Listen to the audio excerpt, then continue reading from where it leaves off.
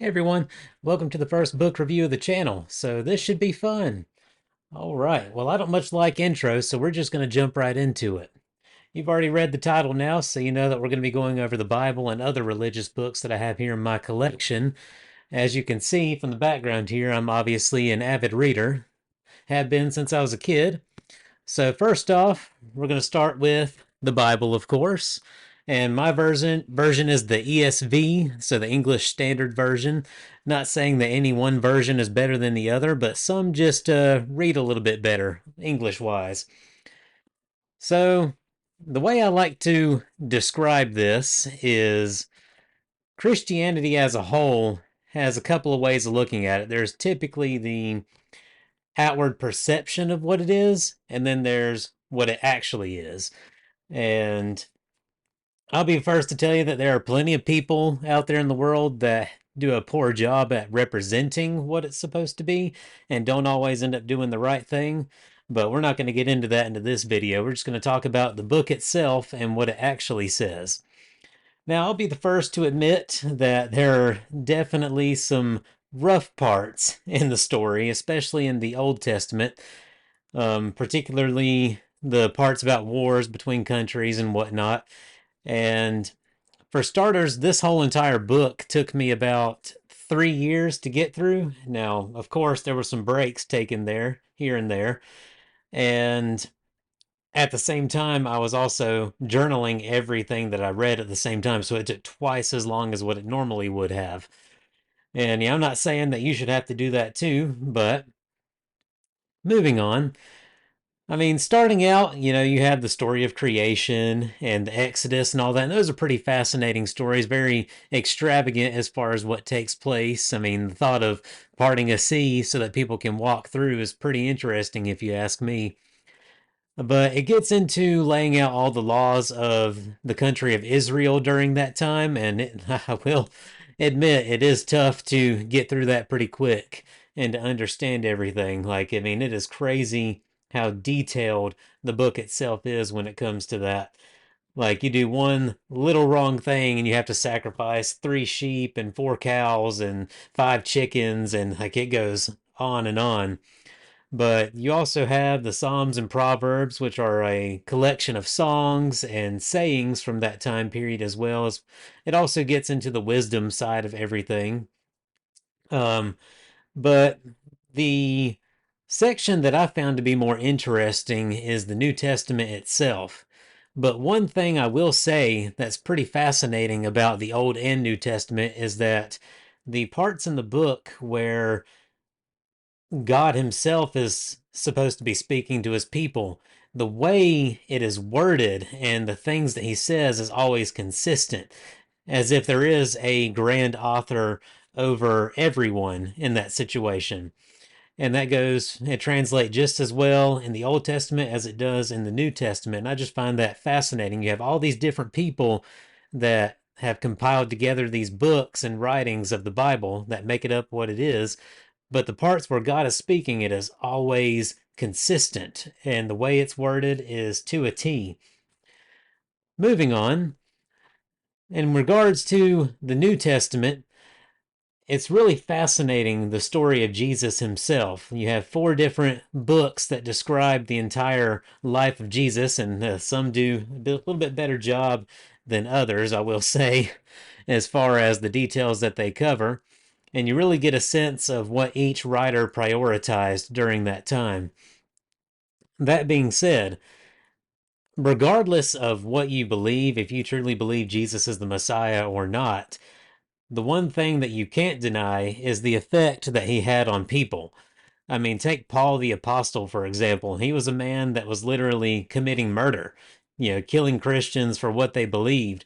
And then Jesus comes into his life and just completely turns him around. Like, it is amazing to see him go from this to after Jesus dies and ascends and all that good stuff. He's writing letters to the other Christian churches in the world, and he went from murderer to this happy guy who's writing a letter to people who's happy to go and visit these people, and he's just so joyous about what is to come and everything else. Like, just an all around joyful and fun guy to be around. It's really fascinating. And, especially since, during writing some of these letters, he was in prison. So he was definitely a glass half full kind of guy by the end of it. And, going back to my earlier point, the perception of what Christianity is and then what it actually is, like if you actually sit down and read the New Testament and some of the things that Jesus said, I mean, you can see a wild difference in what it actually says and how most people you see out there in the world actually portray it and abide by it. I mean, so in regards to that, and Jesus spoke in parables, so he used stories to teach his lessons. And I challenge you to find a single person on this planet that can claim to legitimately know everything that he actually intended by what he said in his parables. But yeah, that's the whole point, is reading it yourself, doing your own research, and seeing what it means to you. But outside of that, I find it kind of funny, like, Jesus says in part of it to pray in, your own enclosed space, that's your conversation with God and all that. And you're not supposed to shove the religion down everybody else's throats like what you see a lot of people do out on the street. It's like, no, you are supposed to gently educate people on the religion itself and what it means. And if people aren't receptive to it, that's fine and good. You move on to the next person and see how receptive they are. But I just think that's an important distinction that a lot of people fail to make. And it is by far not our place to judge others for how they live their life. Like, there's only one being that is qualified to do that. We're just supposed to love ourselves, love our neighbor as ourselves, and be kind to people. So much to the point, it says that if you are basically being attacked, you're not supposed to raise a hand to your attacker. I mean, it quite literally almost asks you to die for your religion and your beliefs, pretty much, so that you don't commit an act of violence yourself. I just find that interesting. I mean, how many people right now do you honestly think, would do something like that? Legitimately die because somebody told them, basically to renounce their faith. There are some that would. I'm, perfectly willing to admit that. But a good majority probably wouldn't abide 100% with what this says you should do. And everybody's always worried about what the other person's doing. And there's a great saying in here that says, you're too worried about the splinter in my eye and you've forgotten all about the wooden beam in yours. And I mean, it, it really is fascinating what this book says versus how people actually portray it in real life. And I just think it's very interesting.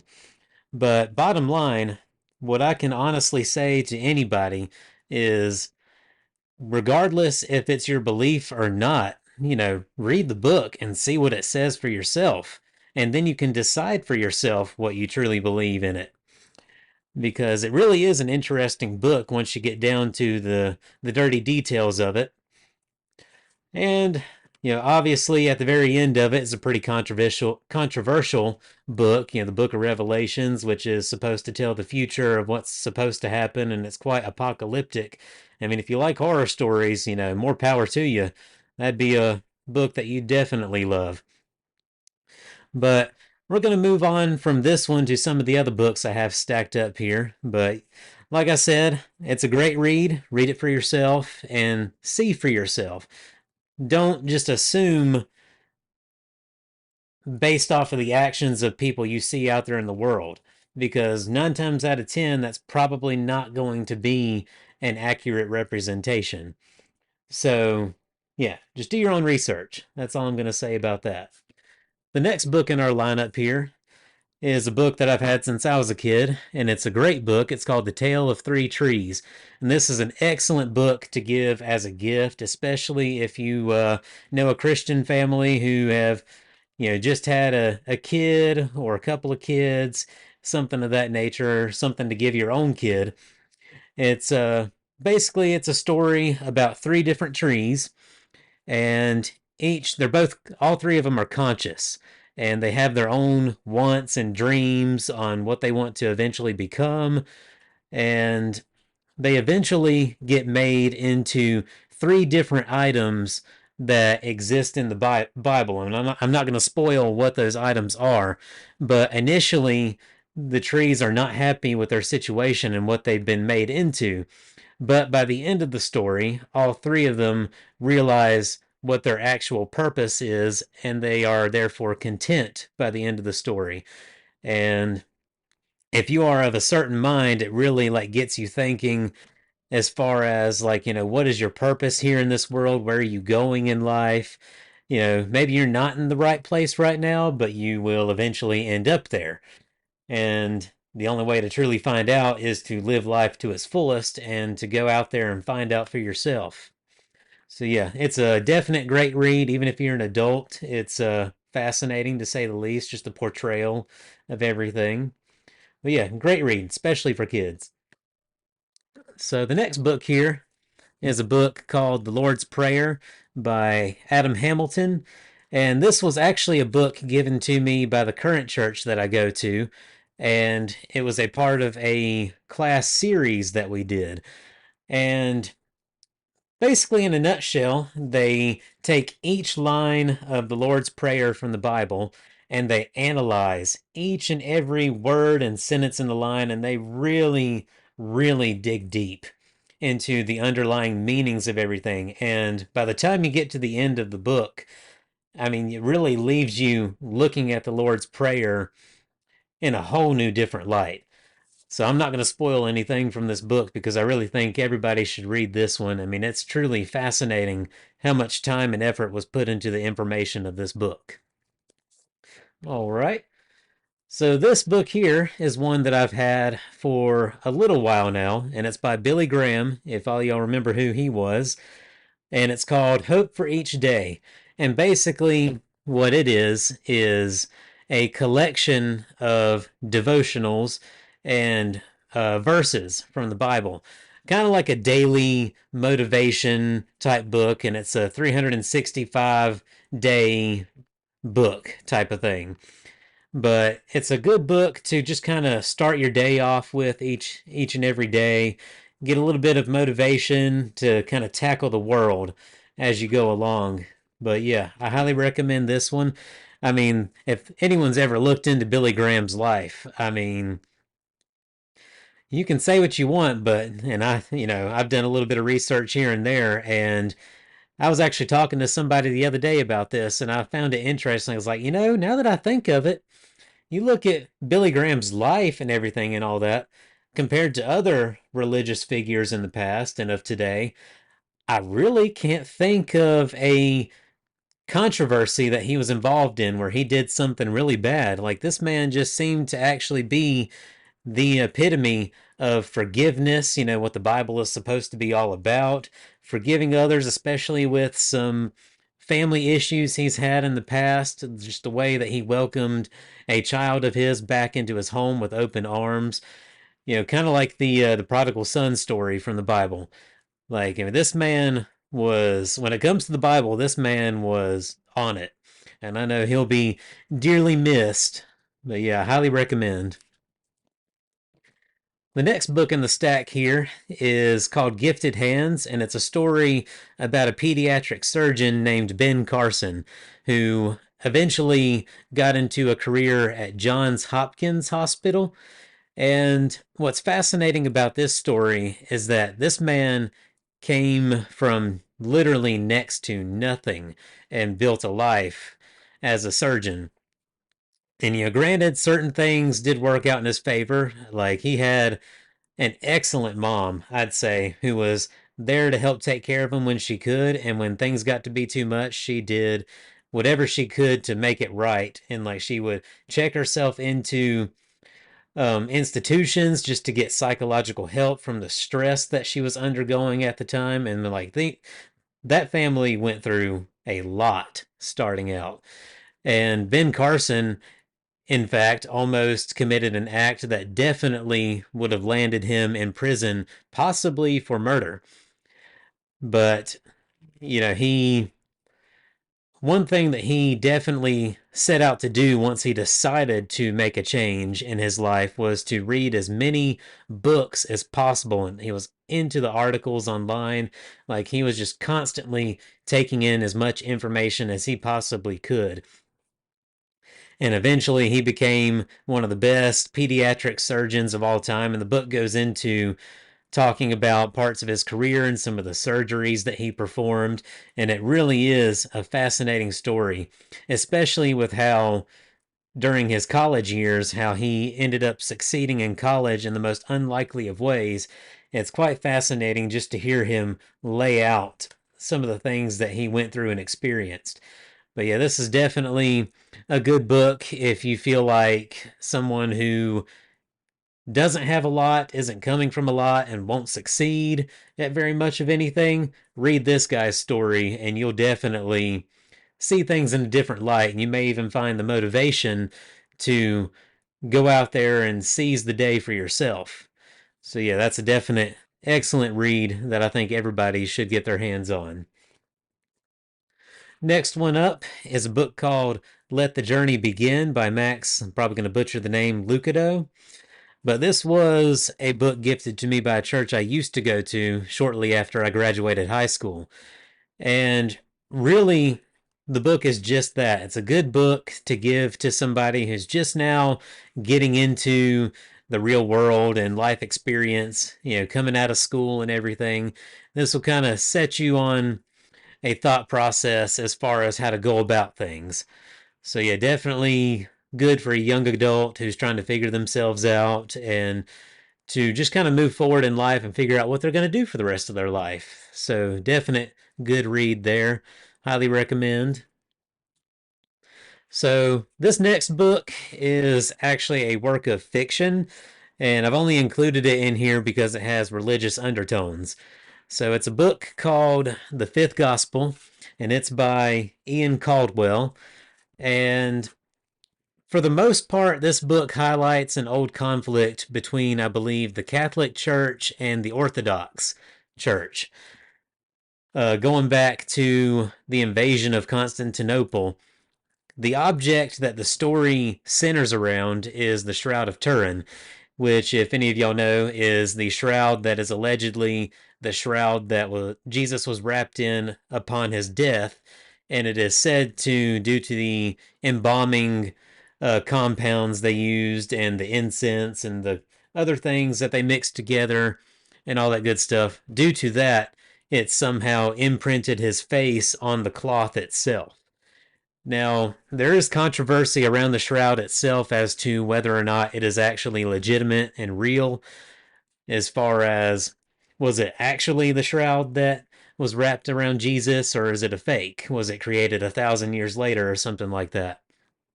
So it's a tale of, murder mystery while also balancing that whole dynamic. And it centers around a book called The Diatessaron, if I pronounced that right, that is supposed to provide evidence to the legitimacy of the shroud. So you have a murderer out on the loose, and the whole time you have this exhibit that's being created that centers upon the shroud itself, and you have growing conflict between the Catholic and Orthodox churches at the same time. And by the time you get to the end of the book, it kind of leaves you wondering, like, was this payoff really worth what the main character eventually decides to do in reference to this whole conflict? So I won't spoil anything there. But yeah, it's a fascinating read. Is it one of my favorite books? No, but definitely fascinating. All right, the next to last book for today is one I've had for several years now, and it's a book called First by Rich Froning. So I'm a big fitness guy and all that good stuff. And when I started out doing CrossFit, I actually followed Rich Froning for quite a while there when he was actively in the CrossFit games. Not in CrossFit anymore. I've definitely moved on to bigger and better things. Let's just clarify that now. But I found his story to be quite interesting, especially as the fanboy that I was at the time. He leaned heavy into Christianity and religion in regards to his fitness career. Like you would see him praying all the time before, a big workout for the games and whatnot, before and after, but he goes through his actual backstory as well. Some of the things that he experienced and, the tragedies that his family experienced. And one thing I learned by reading this book that I didn't previously know is that he, at one point in time, and might even still be, a firefighter. And being a firefighter myself, I found that quite fascinating. But towards the center of this book, he's got some pictures from his life and from during the games themselves. But it's definitely a great motivational read, in my personal opinion. So yeah, first by Rich Froning. If you're into fitness and all that, it's definitely a good read. All right. So the last book is kind of sort of a religious book, but I wasn't sure what other video I could put this into, but I felt it'd be interesting to include it into this one as well. So all that good stuff. So this is a book about the Freemasons, the group, the secret society that is the Freemasons, and it covers some of the history of the society itself, what some of the symbols, rituals, and principles mean, and all that. And so the interesting thing about it is just some of their beliefs. And, I myself am not a Freemason, and to be perfectly honest, you're not going to find a single book out there that is going to fully, completely, and totally accurately represent Freemasons and what they do, because it's a secret society. Like what you're going to find in this book is the very base level of information, what some of the symbols mean, some prominent figures of history that were Freemasons, like I believe Benjamin Franklin was one himself, as well as many other high up figures of history. Fun fact, if you didn't know, Benjamin Franklin was pretty much the originator of the fire service in America. If you ever read up on him, it's quite fascinating how things got started. Um, so, a couple of the concepts that I found fascinating by the Freemasons, and full disclosure, I actually became interested in the Freemasons and all that by reading some of the Dan Brown books like Da Vinci Code and all that, and there'll be a separate video for those. But that got me wanting to look into the actual history of the organization, and it really is quite fascinating, especially with how many symbols of Freemasonry are out there in the world today in Washington, D.C. architecture, the dollar bill, things like that. But while this may not be a religious book in and of itself, one thing it did say was that one of the requirements of Freemasonry is that you have to believe in a higher power of some sort, whether that be God or whomever. So I found that quite interesting for a secret society. Another concept that is covered in the Dan Brown books and the Freemasons, and it's a bit morbid to most people when you tell them, they kind of get this look on this face, but they have this room in their temples that, and I can't remember the exact name of it, but inside this room, it's dark and has a desk and a chair that you sit at. And on this desk, you have many different representations of death, like the hourglass, which represents the passage of time. There's a skull, whether it's real or not, I honestly couldn't tell you. I would hope not. But yeah, just different examples of death on this desk. And the purpose of this room, which is also an exercise, if you will, is for the Freemason to sit in there by himself and meditate on his own death. Basically, to keep his own mortality in mind. And the purpose behind that is, you understand that you only have so much time on this planet to live and to do things and to experience things. So by meditating on your own mortality, it motivates you to go out there and seize your life and make things happen and all that good stuff. But that's all I'll say on that. Just some fascinating concepts right there. So that's all the books that I had in today's stack. So I hope everybody enjoyed this video. And yeah, y'all have a good day.